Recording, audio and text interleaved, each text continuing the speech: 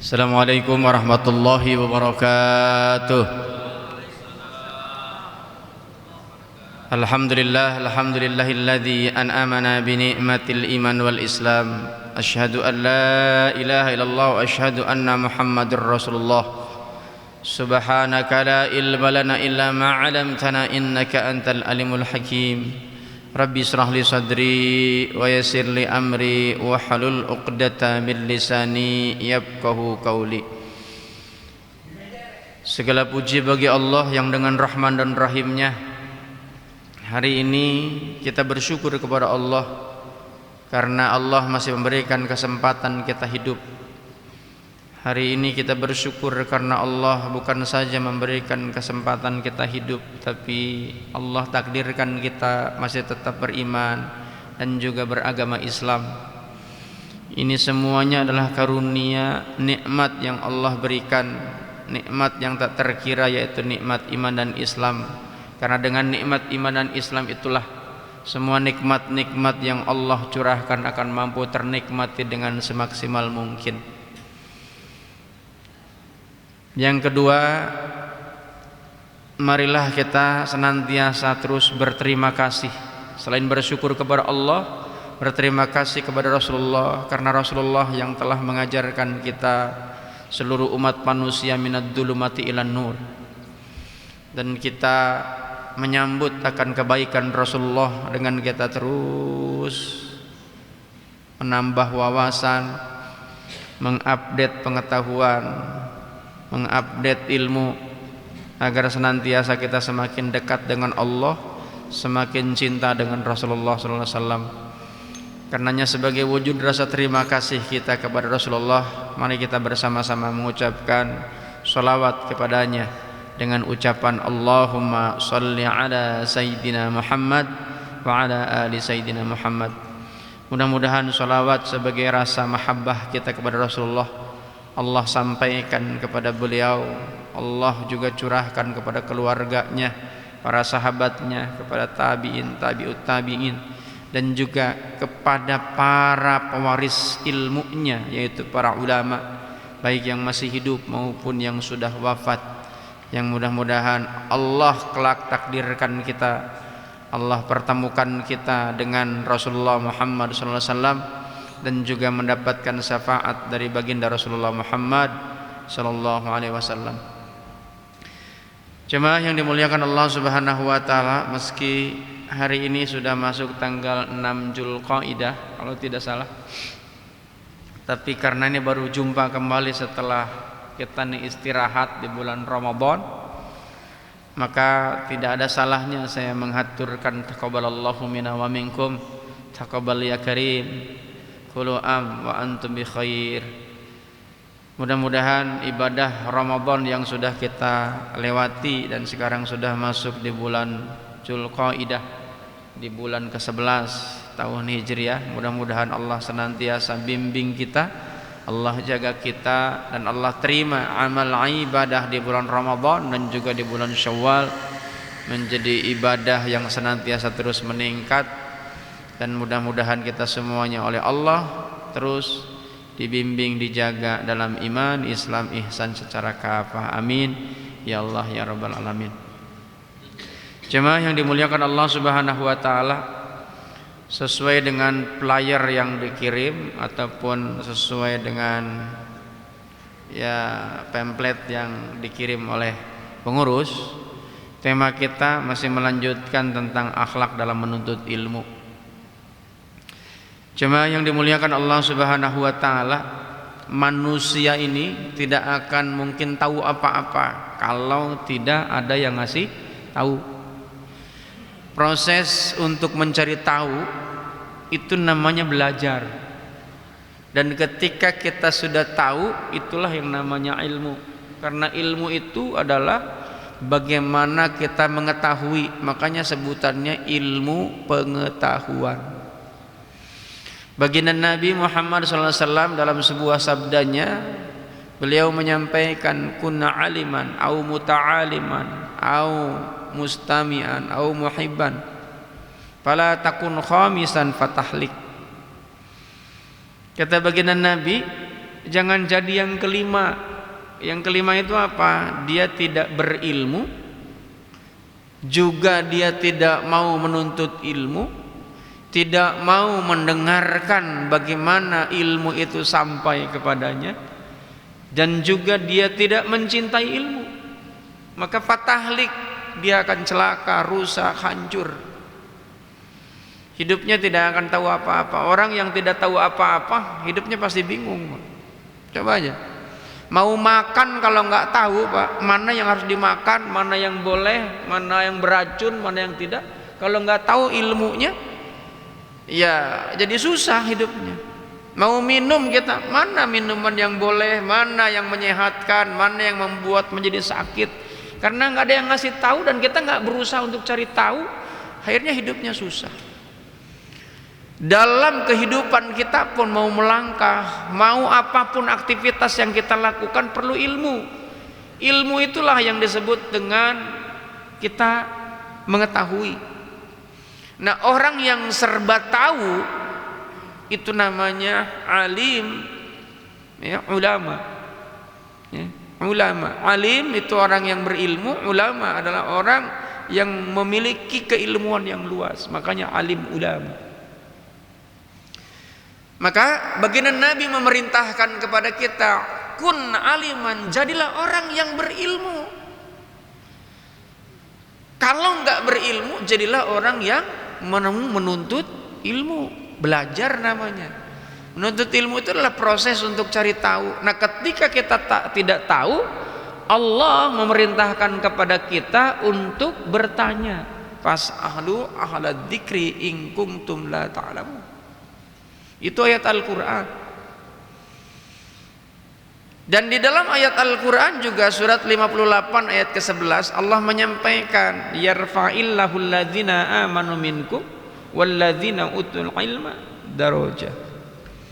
Orang akan menemukan, orang akan diberikan kemuliaan, orang akan memiliki kemuliaan ketika dia punya iman dan punya ilmu. Dan iman itu sendiri pun kalau kita tidak mencari tahu bagaimana dia harus beriman, kepada siapa harus beriman, dan kapan kita harus beriman, itu ada ilmunya. Nah, sebab itulah jamaah yang dimuliakan Allah Subhanahu wa taala, maka ilmu ini menjadi sesuatu yang penting termasuk dalam beragama. Nah, kaitan dengan agama ini jamaah yang dimuliakan Allah Subhanahu wa taala, bahwa agama yang paling diridhoi, dan bukan paling, memang yang diridhoi, tidak ada agama di dunia ini harus ditanamkan di dalam diri kita, bukan intoleran kepada agama yang lain. Bagi kita secara pribadi tidak ada agama di dunia ini kecuali Islam. Inna dina indallahil Islam. Tapi nanti dalam praktek kita sebagai pribadi yang bermasyarakat yang tinggal di Indonesia, ada yang namanya toleransi. Bukan saja di Indonesia, di dunia. Itu kan di dunia itu hampir 5.000 agama yang ada di dunia ini. Ada agama buatan, ada agama memang datang dari Allah. Agama dari Allah pun itu macam-macam agamanya. Ada agama Yahudi, ada agama Nasrani, ya kan? Nah, kemudian datangnya Rasulullah, dilahirkan oleh Allah sebagai khatamun nabiyyin wa khatamul mursalin. Maka kemudian ketika Rasulullah melakukan haji terakhir, dan memang Rasulullah hanya satu-satunya melaksanakan ibadah haji dalam hidupnya. Dan biasanya kalau haji itu kan ada namanya haji wada, ya. Wada itu perpisahan. Ketika Rasulullah berpidato, berceramah, berkhutbah, Rasulullah mendapatkan wahyu yang tertuang dalam Al-Quran surat Al-Maidah, bahwa pada hari ini aku cukupkan nikmat untukmu, dan aku ridhoi bahwa Islam adalah sebagai agama. Jadi jemaah yang dimuliakan Allah Subhanahu wa taala, kita harus punya fanatik, kecenderungan terhadap Islam, bahwa tidak ada agama yang patut kita jadikan tuntunan, dijadikan sebagai untuk landasan kehidupan, yaitu kecuali Islam. Innad dina indallahil Islam. Bahkan sebagai warga bangsa Indonesia, ketika kita menjalankan Islam dengan sebaik mungkin, maka dia sudah menjadi warga Indonesia yang baik yang menjalankan Pancasila. Maka kalau dibilang umat Islam tidak Pancasilais, nah itu salah besar, karena dia tidak paham terhadap Islam. Karena Pancasila itu yang buat adalah ulama. Nah, sahabat itulah jamaah yang dimuliakan Allah Subhanahu wa taala. Rasulullah diutus oleh Allah sebagaimana beliau menyampaikan melalui lisannya, innama bu'istu liutammima masolihal akhlak. Ada yang dengan menggunakan redaksi makarimal akhlak, yaitu sebagai penyempurna akhlak, perbaikan akhlak. Nah, jemaah yang dimuliakan Allah Subhanahu wa taala, kaitan dengan akhlak, maka setiap aspek yang kita lakukan sebagai orang yang beragama Islam, termasuk di dalamnya menuntut ilmu, maka itu harus melibatkan akhlak.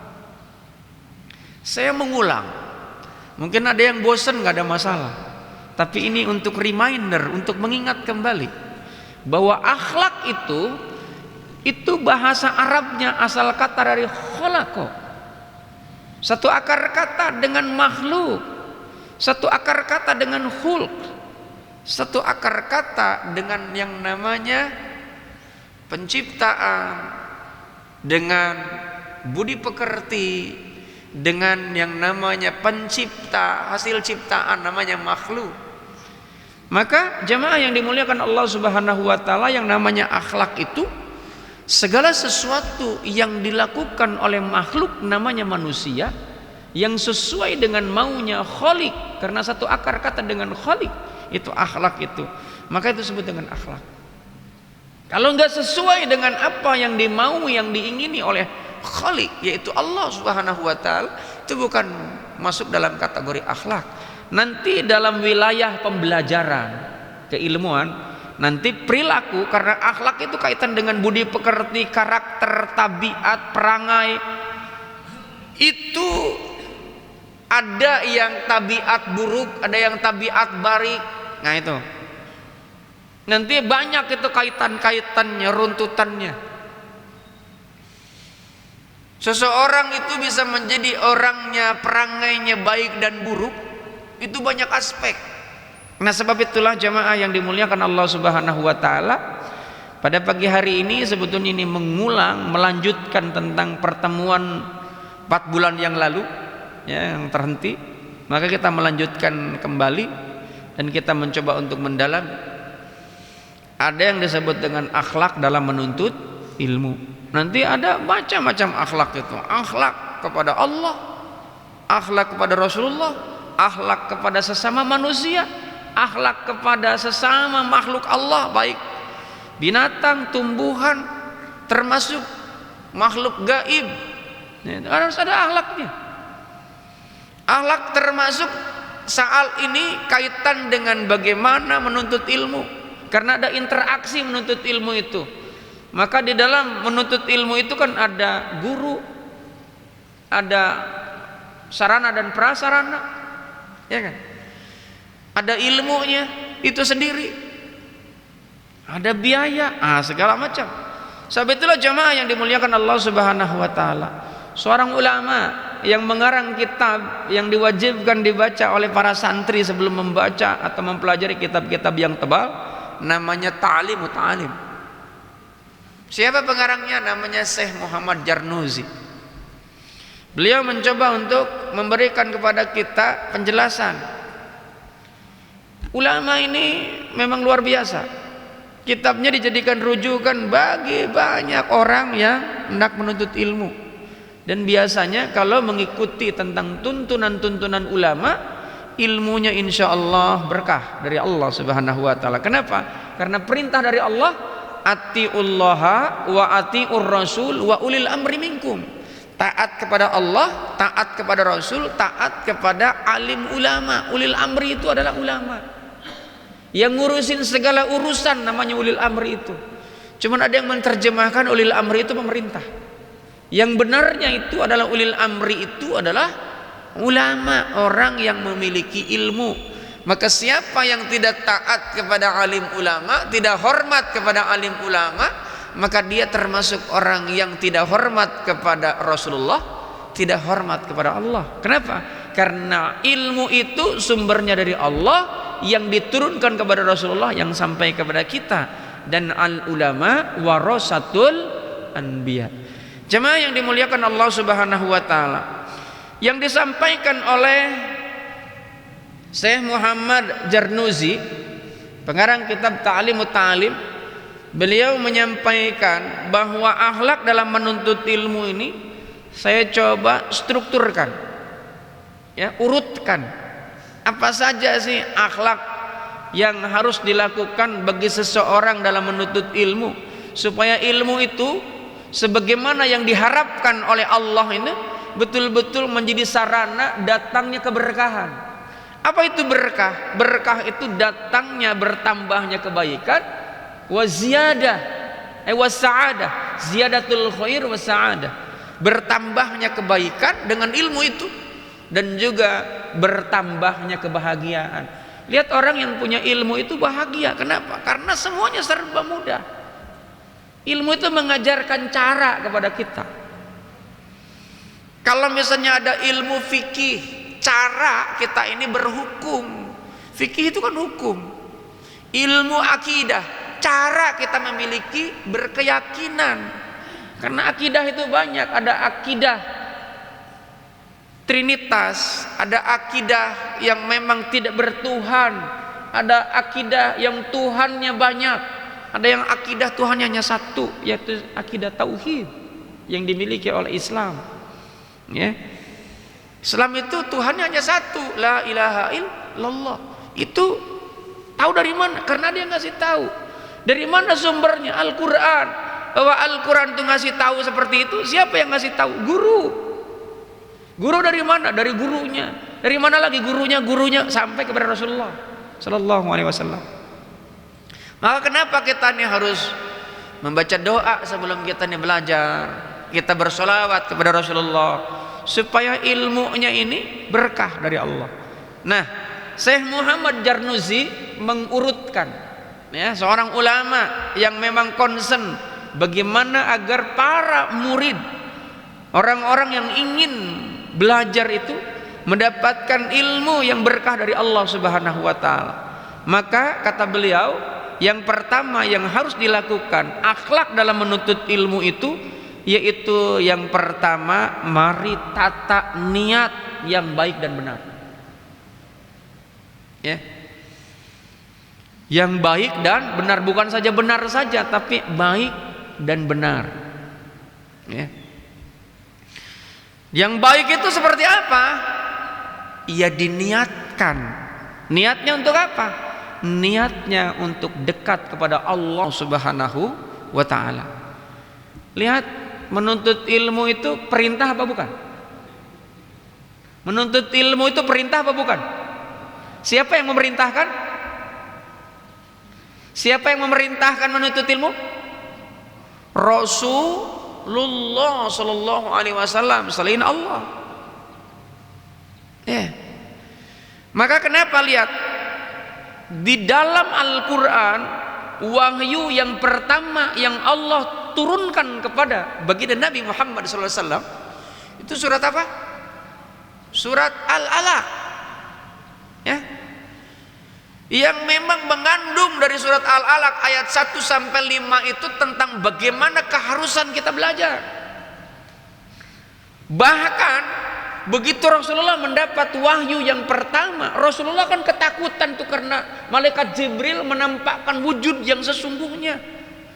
Kemudian lari masuk ke rumah, diselimuti, datang lagi malaikat. Surat Al-Mudaththir, ya. Jadi jemaah yang dimuliakan Allah Subhanahu wa taala, isinya untuk senantiasa terus kita menuntut ilmu, menambah wawasan, mengupdate pengetahuan. Dari hari ke hari ilmu pengetahuan itu terus berkembang dan berubah. Kalau kemudian kita tidak mengupdate, maka kita akan mengalami kesulitan. Dan sekarang ini yang namanya orang menuntut ilmu begitu sangat luas, terbuka, tergantung kitanya. Kita ini mau rajin apa tidak? Pengajian di mana-mana. Zaman dulu nyari pengajian kayak begini sulitnya setengah mati, Pak. Boleh tanya para senior, orang para sepuh yang saat ini masih ada. Dulu itu sampai jalan kaki, saya pun ngalamin jalan kaki sampai 10 kilo, 15 kilo bawa obor gitu. Ya kan, sampai kemudian hidung pada hitam gitu. Sekarang itu Pak, tiap pergang aja ada taklim. Meskipun jamaahnya itu juga. Pindah ke sini ya jamaahnya itu, pindah ke sini jamaahnya itu juga. Emang dia doang yang rajinnya. Tapi ada orang yang memang pemburu ilmu, Pak, luar biasa. Tapi ini jangan salah kata Syekh Imam Jarnuzi, nuntut ilmu itu hanya jangan sekadar menjadi debt kolektor ilmu. Niatkan. Niatkan untuk apa? Untuk ibadah. Sebagaimana yang Allah perintahkan pula di dalam Al-Quran, karena nuntut ilmu ini perintah, dan perintah ini berarti wajib dijalankan. Apa redaksinya bahwa menuntut ilmu itu perintah? Rasulullah melalui lisannya yang agung, beliau menyampaikan thalabul ilmi fardhu ala kulli muslimin wal muslimat. Nuntut ilmu itu wajib bagi muslim laki-laki dan muslim perempuan. Kemudian timbul pertanyaan lagi, kapan itu? Kan seringkali kita mendengar orang tua yang nasihatin anaknya, tong, lu belajar yang rajin, mumpung lu masih kecil, gua udah tua, biar kamu saja yang nuntut ilmu. Kira-kira pernyataan itu benar apa salah? Benar apa salah? Salah. Kenapa? Karena redaksinya dari baginda Nabi bahwa yang namanya menuntut ilmu itu fardhu minal mahdi ilal lahdi, dari sejak lahir sampai ke liang lahat meninggal. Jadi nggak ada urusan tuh menuntut ilmu itu, mau bocah, mau remaja, mau dewasa, mau aki-aki, mau nenek-nenek, terus saja menuntut ilmu. Jangan pernah berhenti. Kenapa? Karena itu fardhu. Nah, kalau itu fardhu, itu apalagi hukumnya wajib. Al-Quran memerintahkan kepada kita, karena ini Al-Quran berdasarkan pengetahuan yang dikasih tahu oleh para guru, yang guru ini saya yakin berdasarkan Rasulullah. Al-Quran ini menjelaskan, surat Al-Bayyinah ayat 5, apa kalimatnya? Wa ma umiru ilal liya'budullaha mukhlishina lahud-din hunafa. Bahwa Allah tidak pernah memerintahkan ibadah kecuali ibadahnya ikhlas karena Allah. Nah, karena nuntut ilmu ini adalah bagian daripada ibadah, maka kalau nuntut ilmu bukan karena Allah, kira-kira jadi terlaknat gak tuh? Saya tanya, jadi terlaknat gak? Jadi terlaknat, Pak. Hitungannya durhaka, hitungannya maksiat. Maka nih kata Syekh Imam Jarnuzi, maka luruskan dulu niat menuntut ilmu. Niatnya untuk apa? Untuk ibadah.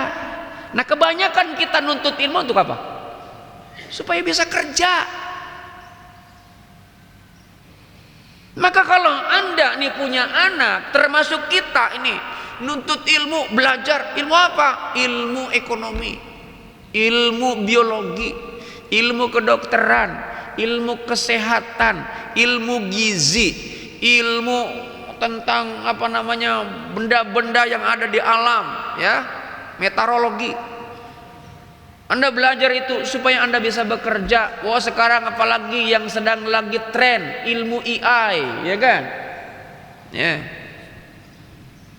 Teknologi. Anda supaya dapat kerja, oleh Allah dijawab dalam Al-Quran surat Hud ayat 15. Man kana yuridul hayata dunya wa zinataha nuwafi ilaihim fiha wa hum fiha la yabkhasun. Orang-orang yang menghendaki kehidupan dunia berikut perhiasan yang ada di dalamnya, maka dia akan mengerahkan segenap potensi yang diberikan oleh Allah untuk mendapatkan sekeping kenikmatan dunia. Maka Allah kasih itu dunia, Allah kasih. Orang yang menuntut ilmu untuk mendapatkan dunia, Allah kasih itu dunia. Tapi ada lanjutannya, surat ke-16, surat Hud ayat ke-16-nya. Tadi ayat 15, ini ayat ke-16-nya. Ulaika alladzina laisa lahum fil akhirati ilan nar. Di akhirat kelak dia hanya akan mendapatkan neraka. Bahkan bukan saja di akhirat, di dunia pun orang-orang yang menuntut ilmu hanya untuk sekedar dunia, Pak, itu pasti akan mendapatkan siksa. Belum lama ini saya update status, Pak. Update statusnya apa? Orang yang ranking 1, Pak, kuliah dengan predikat cum laude, cari kerja aja susah. Pernah dengar kalimat itu? Kenapa dia susah? Orang kalau ilmunya banyak, Pak, itu cenderung merasa angkuh. Coba kalau sarjana suruh kerja yang sifatnya sepele, kira-kira mau nggak? Nggak mau ya. Dianggapnya hina. Kenapa? Karena dia memposisikan dirinya orang yang berilmu. Dia nyari dunia. Dia kalau ditawarin kerjaan nggak sesuai, dia nggak mau dia. Maka wajar kalau kemudian cari kerja susah. Harusnya dia menciptakan lapangan kerja. Bukan dia cari kerja. Rizki itu yang ngatur siapa? Allah. Dalam Al-Quran Allah sampaikan, wa ma min dabatin fil ardi ila alallahi rizquha. Itu ayat Al-Quran, bukan kalimat saya. Allah menjamin rizki binatang yang melata. Kita ini dijamin rizkinya oleh Allah. Cuman kita ini seringkali karena otak kita dicekoki oleh orang tua, oleh tetangga, oleh masyarakat, ya, oleh lingkungan. Kamu sekolah yang pintar, dapat ranking yang bagus. Emang kenapa? Kata bocah yang belum ngerti. Ya kalau kamu ranking, nanti sekolah kamu dapat sekolah favorit, bahkan dapat beasiswa. Nanti kalau kamu kuliahnya lulus dapat predikat yang terbaik, kamu cari kerja gampang. Ternyata kenyataannya cari kerja susah. Apa yang disampaikan orang tua nggak ditangkap dia. Maksudnya gampang itu. Kenapa? Karena banyak ide orang yang cerdas itu harusnya. Dan ide datangnya dari mana? Allah yang punya. Namanya ilham. Ilham itu ide dari Allah. Jadi tiba-tiba kita lagi bengong, ting, keluar yang namanya ide. Datang dari mana itu? Allah yang punya. Maka kemudian ketika ide keluar, ucapkan alhamdulillahirabbil alamin. Kalau kita enggak, Pak, mumet aja bawaannya. Coba. Makanya enggak ada sejarahnya, Pak, orang-orang yang dekat dengan Allah, berserah diri kepada Allah, dengan terus bersyukur kepada Allah, hidupnya susah, belangsak kalau bahasa kita itu. Enggak ada, Pak. Enggak ada yang belangsak, Pak. Meskipun ini harus diluruskan, ada yang kalimat begini, di kota besar ini dengan bisa mimpin tahlil aja hidup, gitu kan? Itu tergantung tuh maknanya kita tangkap, ya. Bisa mimpin tahlil aja, orang bisa hidup. Mau di Jakarta ini, Pak, nyolatin aja dapat amplop, Pak. Coba kalau dia nggak tahu ilmunya nyolatin, Pak. Begitu sholat mayat pakai ruku, pakai sujud, masalah gak tuh? Kagak dipakai lagi, Pak, kalau memang dia bayaran. Nih, mandiin mayat, Pak, kalau dia nggak tahu ilmunya, tiba-tiba main kubur aja tuh mayat, nggak dimandiin, nggak apa, main bungkus aja sama baju-bajunya. Itu kan nggak tahu ilmunya, nggak akan digunakan lagi, Pak. Kalau dari sisi negatifnya, memang bukan itu, Pak. Tapi dari sisi positifnya, Pak, itu nggak akan mungkin orang akan diundang untuk mimpin tahlil. Meskipun misalnya itu yang mimpin tahlil bukan karena dia ingin mendapatkan bayaran, tapi orang ada terasa terima kasih. Makanya jamaah yang dimuliakan Allah Subhanahu wa taala, baginda Nabi Muhammad SAW, ya, di dalam sebuah riwayatnya yang diriwayatkan oleh Imam Bukhari, hadis ini dalam kategori sahih yang bisa dijadikan rujukan hukum. Apa yang disampaikan? Wa anallaha yuwayyidu hadad din birrajulil fajir. Allah itu menolong agama itu dengan orang yang fajir. Fajir itu apa? Pelaku maksiat. Menolong agama ini dengan apa? Dengan ilmu. Kalau nggak ada ilmunya, Pak, berantakan, Pak. Sekarang ini kan, wah, dengan era kemajuan teknologi, Pak, orang ngomong agama nggak pakai ilmu, Pak, pakai logika doang. Nih, asal-asalan. Ilmu agama itu kan sumbernya Al-Quran, Sunnah, ulama, alim ulama, bukan berdasarkan logika. Meskipun memang memang logika diperlukan, tapi kadang sekarang ini banyak orang yang berbicara tentang agama padahal dia tidak ada latar belakang pendidikan agama. Orang jadi dokter aja, Pak, kalau jadi dokter, Pak, ngomong tentang kesehatan, Bapak nggak ada latar belakang pendidikan, kira-kira orang percaya nggak? Percaya nggak kira-kira? Nggak percaya. Ngomongin tentang kesehatan tapi nggak ada latar belakang tentang dia memiliki pengetahuan tentang kesehatan. Itu aja nggak berani ngomong itu, Pak. Nggak berani saat ini, konon katanya Indonesia ekonominya sedang tidak baik-baik saja. Nggak banyak orang yang ngomongin tentang perbaikan ekonomi, padahal itu ilmu dunia, Pak. Tapi ilmu akhirat, Pak, orang banyak banget, Pak, yang ngomong, Pak, sampai bingung gitu. Betul gak? Makanya kenapa itu pentingnya kita ini ketika belajar kepada guru yang betul-betul bersanad, latar belakang pendidikannya jelas, gitu kan. Kalau dia pendidikan formal ada ijazahnya, gitu kan. Ijazahnya nggak jadi masalah, gitu kan. Jadi jamaah yang dimuliakan Allah Subhanahu wa taala, niat ini menentukan. Kata baginda Nabi, innamal a'malu binniyat wa innamal likulli imri'in ma nawa. Redaksi ini keluar dari baginda Nabi ketika ada orang yang ngikut hijrah yang memang namanya nggak disebutkan, dirahasiakan oleh baginda Nabi dan oleh para sahabat. Karena para nabi dan para sahabat itu senantiasa menutupi aib, ya, menutupi aib. Seorang laki-laki ini hijrah dengan Rasulullah, itu hijrahnya bukan karena Allah, tapi hijrahnya karena ingin mendapatkan simpati dari calon bini. Maka sebutnya muhajir. Muhajir itu orang yang ikut hijrah. Hijrahnya bukan karena Allah dan Rasulnya, tapi hijrahnya karena dia ingin mendapatkan calon bini dunia. Maka siapa yang niatnya untuk dunia, dunia dikasih. Surat Hud ayat 15 tadi. Tapi di akhirat nanti dulu. Jangankan di akhirat, di dunia pun akan dibikin susah kalau niatnya bukan karena Allah.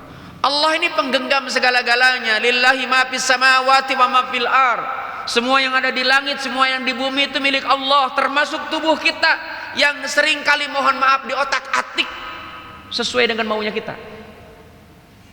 Kalau di otak-atik sesuai dengan syariat sih nggak ada masalah. Ini di otak-atik sesuai dengan maunya kita. Coba kalau ibu-ibu, bapak-bapak lihat main medsos, saya ngeri ngelihatnya. Wanita, laki-laki sekarang itu hampir sama juga, Pak.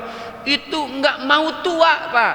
Lihat kantong matanya sudah mulai menggelayut, kemudian ini mengkerut. Dia pergi ke Thailand, operasi tarik benang supaya kelihatan kencang. Coba ya, itu menyalahi kodrat, Pak.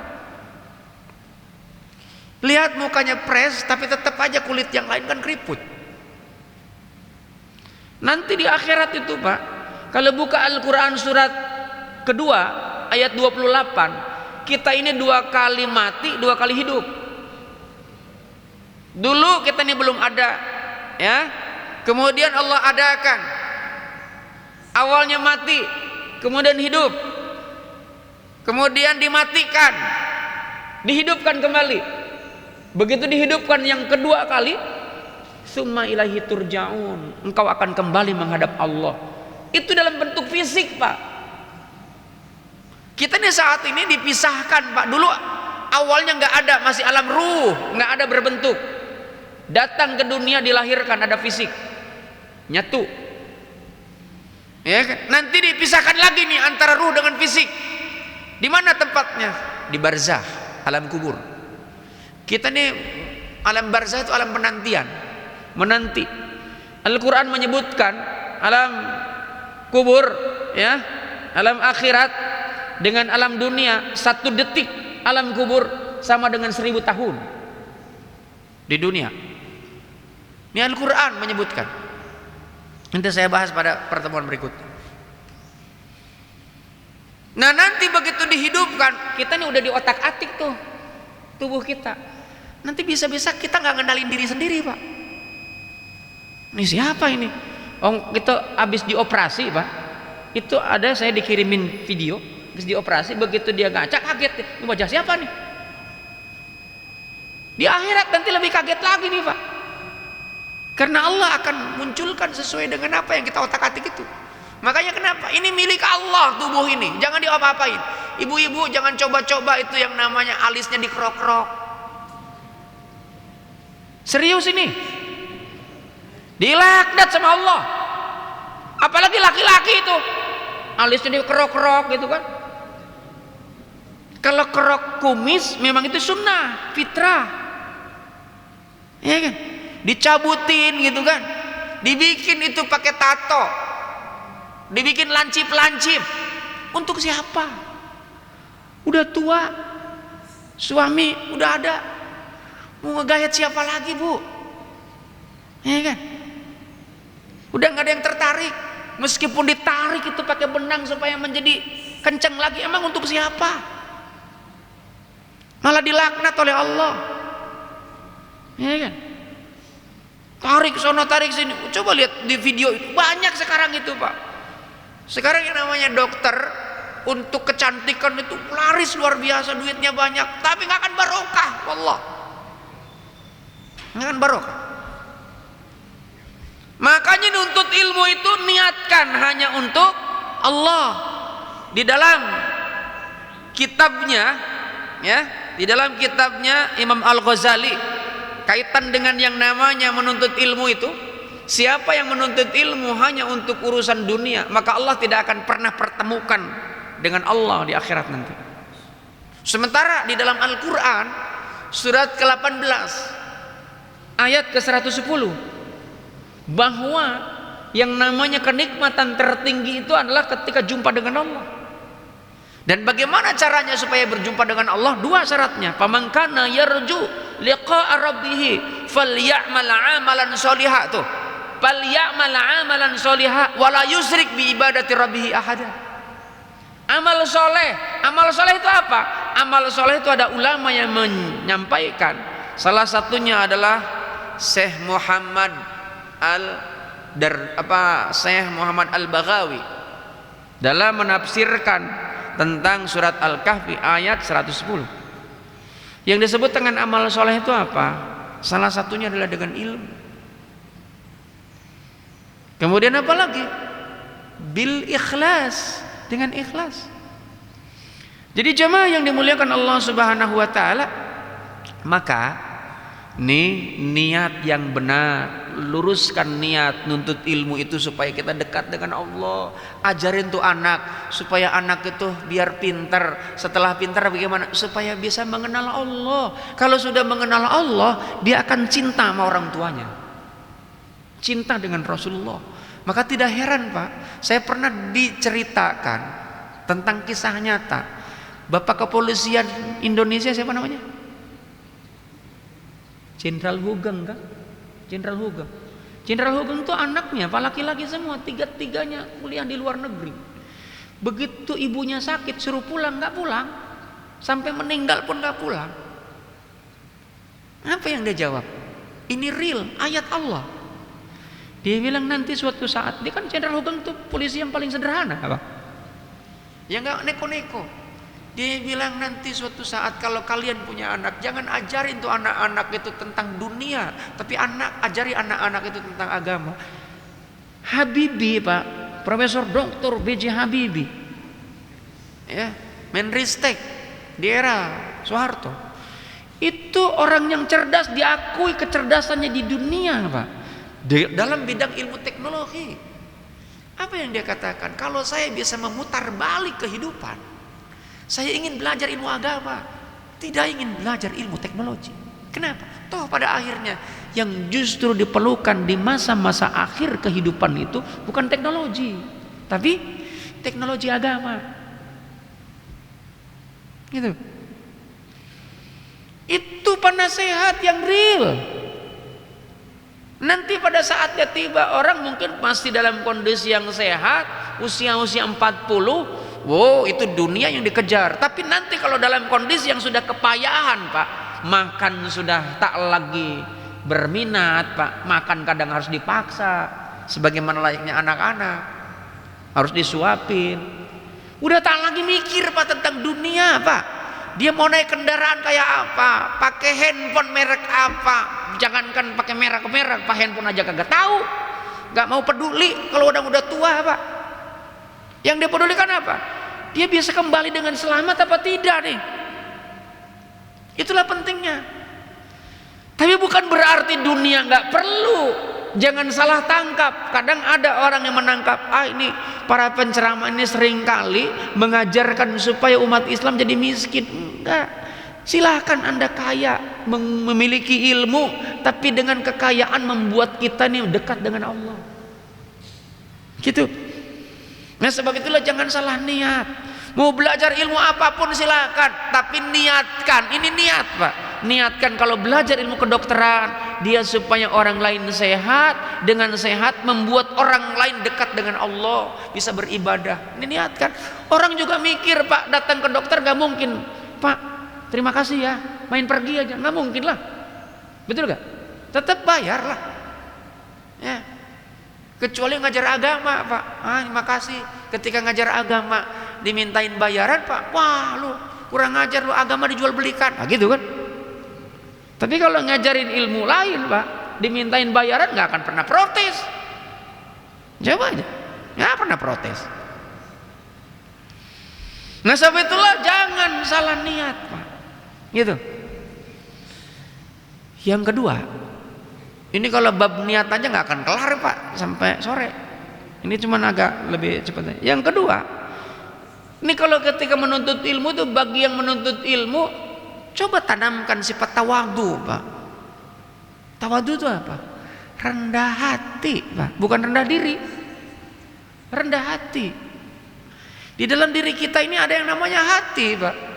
Hati itu tempat bersemayamnya perasaan. Kalau perasaan seseorang itu, Pak, merasa dirinya hebat, namanya apa?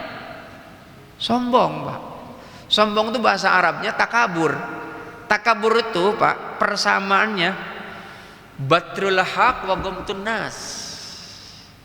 Batrul haq itu apa? Menolak kebenaran dan juga merendahkan manusia lain. Itu namanya sombong.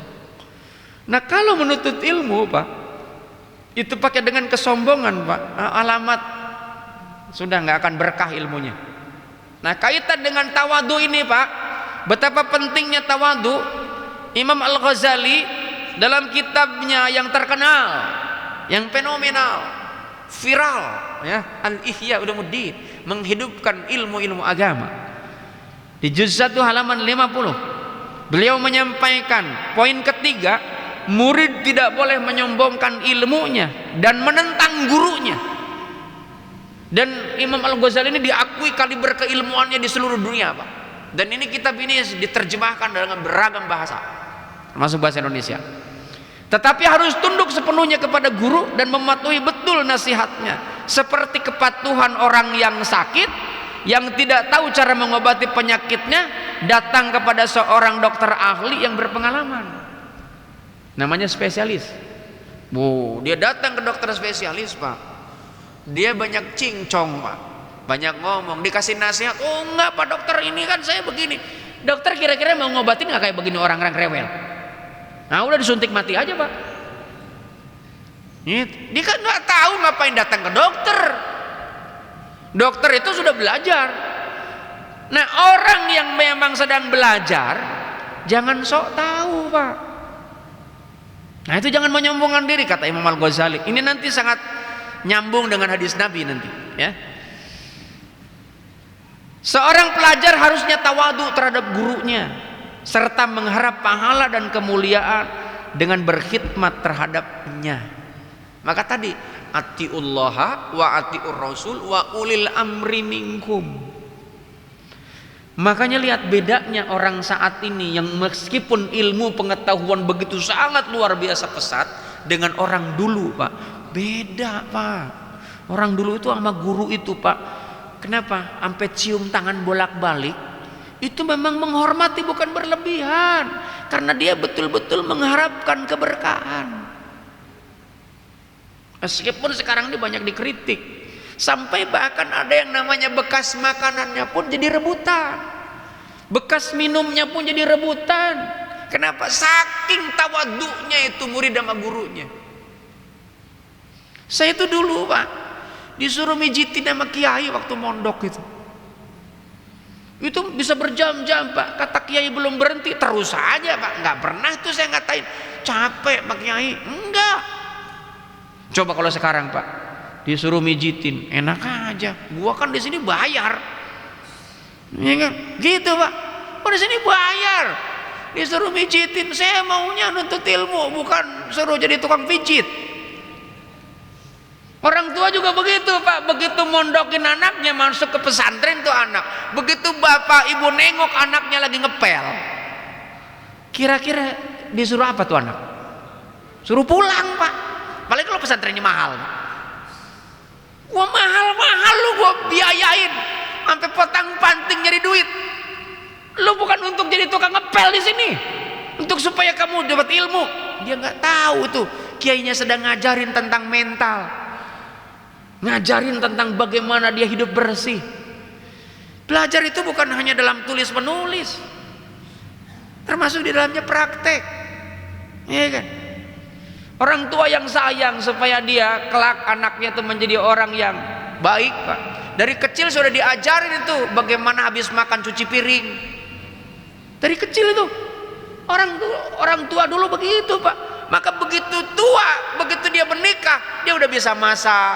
Oh sekarang juga banyak belajarnya. Dari mana? Medsos. Anak saya umur kelas 4 SD udah bisa masak dia. Lihatin apa? YouTube. Jadi jamaah yang dimuliakan Allah Subhanahu wa taala, maka tuh hormat sama guru, Pak. Hormat sama guru. Dan pertanyaannya, kenapa itu harus tawadhu dalam menuntut ilmu? Syekh Imam Jarnuzi kembali menjelaskan, karena tawadhu itu sebagai kunci keberhasilan, Pak. Anda belajar, Pak, nuntut ilmu sama guru. Begitu Anda dikasih tahu, kemudian Anda katakan, saya udah tahu, Pak. Apa kira-kira yang dilakukan oleh sang guru? Ya sudah, Pak, berhenti dia ngajarnya, Pak. Muridnya bilang udah tahu. Tawadhu, Pak. Orang tawadhu itu, Pak, saat ini, Pak, orang-orang para pakar ilmu kejiwaan mencoba melakukan riset. Dari riset ini seringkali saya sampaikan di kalangan para pegawai di perusahaan, di training itu. Hasil riset itu, Pak, ternyata sekarang ini yang namanya intelektualitas, yang isinya ilmu pengetahuan itu, IQ namanya. Itu seseorang untuk bisa menjadi sukses berkarir, sukses dalam bermasyarakat, itu hanya memberikan sumbangan dari ilmu itu secara intelektual itu cuma hanya 10%. Berapa persen? 10%. Itu yang sekolah dari SD, dari PAUD, TK, SD, SMP, SMA, S1, S2, S3 sampai profesor. Itu cuma 10% Pak untuk bisa menjadi sukses. Tadi kan saya bilang status saya, padahal dia predikatnya summa cum laude, predikat terbaik Pak dalam kuliah, tapi cari kerja susah. Kenapa? Orang yang cenderung Pak hanya intelektualitasnya yang dia pelajari Pak, cenderung dia sombong Pak. Sombong, nggak ada ketawaduan Pak. Makanya lihat orang-orang yang namanya belajar. Makanya kata Sayyidina Umar radhiyallahu an, ada 3 tahapan orang belajar. Yang pertama, dia sombong, ya, dia sombong. Kenapa? Orang yang sombong itu kan begitu baru belajar, wah ini saya tahu, ini saya tahu, petantang petenteng Pak. Ya, petantang petenteng. Kemudian dia belajar lagi, oh dia baru tahu, ya kan, baru tahu. Dia tahu itu di atas sombong tuh Pak. Begitu dia belajar lagi tahapan yang ketiga Pak, dia tidak tahu apa-apa. Kenapa? Ayat Al-Quran menyebutkan wa ma utitu minal ilmi ila qalila. Ilmu itu hanya sedikit. Makanya saya nggak membahas begitu banyak Pak, hanya ini aja yang saya kuasain. Nih, ini aja yang saya kuasain, yang kelihatannya menurut orang wah. Ini aja yang saya kuasain Pak. Ilmu itu hanya sedikit yang diberikan kepada seseorang. Makanya yang namanya profesor itu kan level tertinggi dalam akademik tuh. Itu profesor itu Pak, kalau berdasarkan dari keilmuan, itu ilmunya harus runtut Pak. Kalau matematik S1-nya, S2-nya harus matematik, S3-nya matematik juga. Maka dia ngajar ilmu matematik, jadilah profesor. Coba kalau S1 matematik, S2-nya ilmu ekonomi, S3-nya agak susah Pak. Kenapa? Bahasa akademik itu tidak linear namanya, tidak sejalur. Artinya apa? Seorang profesor coba aja suruh nambal ban Pak. Profesor dalam bidang ahli antariksa, ban mobilnya pecah gitu. Bisa nggak kira-kira ganti itu? Nggak bisa Pak. Dia harus juru orang Medan Pak. Orang Medan tuh jago nambal ban Pak. Kecuali ban kereta api ya nggak bisa, karena nggak ada bannya. Jadi jemaah yang dimuliakan Allah Subhanahu Wa Taala, maka jangan sombong. Tawadu, ya, rendah hati adalah salah satu kunci sukses dalam menuntut ilmu. Karena orang yang sombong itu orang yang sesama sombong pun nggak suka. Cuma orang sombong Pak, ketemu dengan orang sombong, kira-kira suka nggak? Nggak suka. Sesama orang sombong pun nggak suka Pak. Makanya iblis dengan setan seringkali berantem juga. Ya, sama-sama sombong. Ya. Yang kedua, kenapa kita harus tawadhu? Karena jamaah yang dimuliakan Allah Subhanahu Wa Taala, bahwa kita ini memiliki keterbatasan dalam ilmu itu Pak, terbatas. Maka supaya kita ini bisa belajar menambah ilmu, maka rendahkan hati kita di hadapan guru. Jangan merasa sok tahu. Anak-anak mahasiswa dulu pengalaman saya gitu kan, itu ada Pak, dosennya Pak dikulitin Pak. Artinya apa? Direndahkan dengan dirinya mahasiswa itu. Kalau saya nggak berani Pak, karena emang dulu saya lulusan dari pesantren Pak, saya nggak berani Pak. Maka saya satu-satunya lulusan di angkatan saya, bahkan mungkin angkatan yang lainnya, satu-satunya yang memang dikatakan oleh lulusan dari universitas. Saya kan dulu kuliah di Universitas Islam Asy-Syafi'iyah, Kiai Haji Abdullah Syafi'i, ya, yang di Jatiwaringin, yang sempat jadi rektor Profesor Dr. Tuti Alawiyah almarhum. Saya yang lulusan di sana baru satu-satunya yang sampai menyandang gelar guru besar, profesor. Saya diminta oleh almarhum putranya yang jadi ketua yayasan, almarhum namanya Ustadz Reza, untuk jadi rektor di Asy-Syafi'iyah. Meskipun saya bilang saya enggak lah, yang lain saja. Sekarang kan ketua yayasannya Profesor Dr. Dailami Firdaus, ya, ketua yayasan dari Asy-Syafi'iyah. Dan lulusannya bagus-bagus di sana. Jadi jemaah yang dimuliakan Allah Subhanahu Wa Taala, saya lulusannya satu dari sana. Lanjutan S2 di UIN, ya, lanjutin S2, S3 di UIN. Jadi jamaah yang dimuliakan Allah Subhanahu wa taala, maka kita ini harus memahami bahwa kita ini punya batasan dalam ilmu itu. Maka supaya ilmu kita nambah, jangan pernah kita ini bahasa Betawi itu songong Pak sama guru. Jangan songong sama guru. Kemudian yang ketiga, kenapa kita harus tawadhu, Pak? Kita ini sebagai sarana untuk menghormati guru dan ilmunya. Guru dan ilmunya.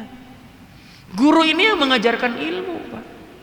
Kalau gurunya, ini kan guru ini manusia juga, Pak. Kalau kemudian gurunya ngambek, Pak, ilmunya nyampe gak? Enggak, gurunya pergi, ngambek gurunya. Maka coba senangkan tuh gurunya.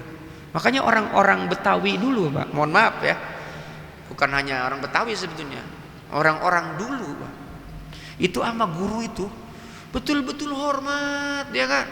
Sampai-sampai mohon maaf, memang bukan hanya karena ingin dihormati, tapi memang ingin mendapatkan keridhaan dari gurunya. Dia datang ke rumahnya guru, Pak, kalau mau Ramadan itu bawain beras, bawain ikan, bawain pisang, ya kan, bawain singkong, itu kan, meskipun gurunya nggak pernah minta. Zaman dulu tuh begitu, Pak. Coba, makanya ilmunya betul-betul berkah.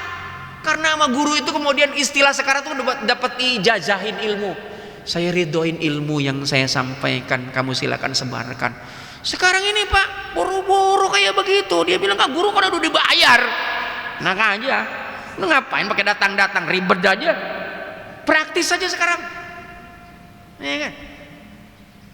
Tapi masih ada.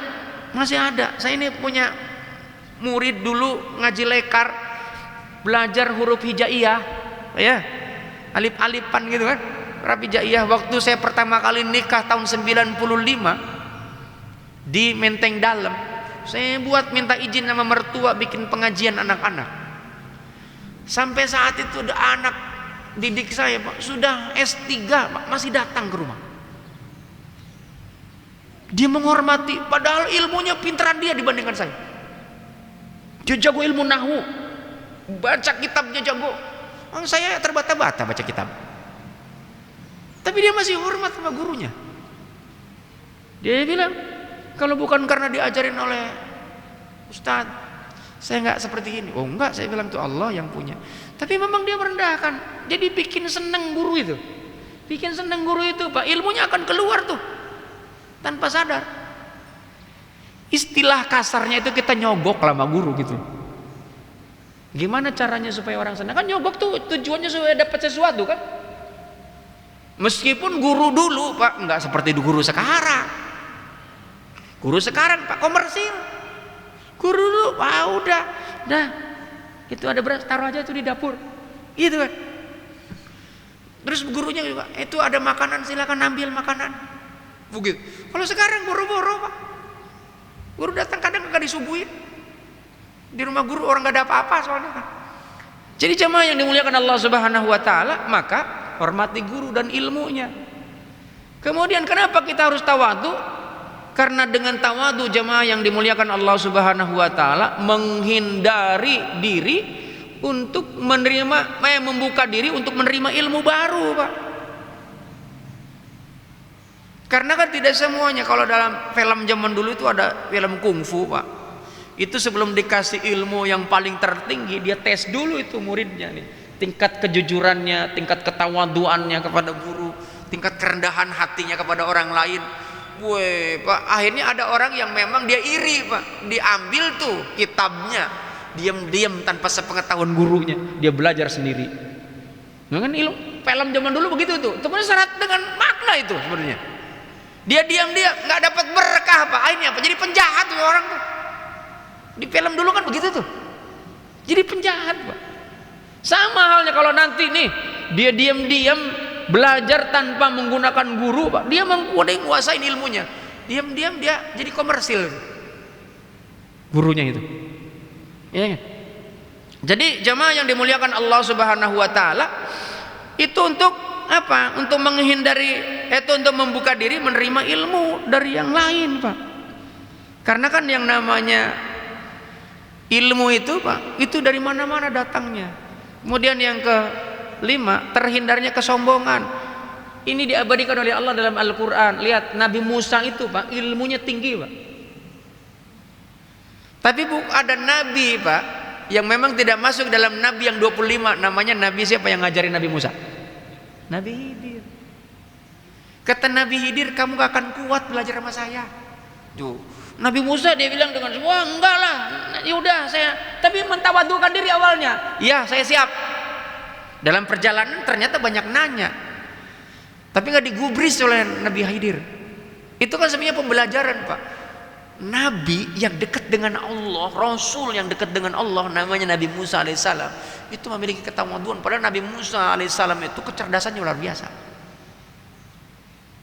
Nabi oleh Allah Pak, ini menjadi sebuah ibrah, pembelajaran. Nabi rendah hati. Bahkan Nabi Muhammad SAW cium tangan Pak kepada orang yang memang dia melakukan yang memang Rasulullah tidak mampu melakukan. Rasulullah itu lakukan sebagai sebuah contoh ketawaduan Rasulullah untuk mempelajari tentang sesuatu yang memang dia tidak tahu. Ya. Kemudian jemaah yang dimuliakan Allah Subhanahu wa taala, maka ketika seseorang itu dia merasa dirinya angkuh, merasa dirinya hebat, maka ilmu tak akan mungkin masuk. Baik jemaah, sudah jam 16.17. Saya buka forum tanya jawab kalau masih dikasih kesempatan.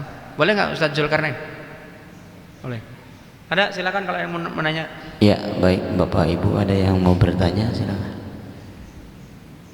Silakan. Itu ada.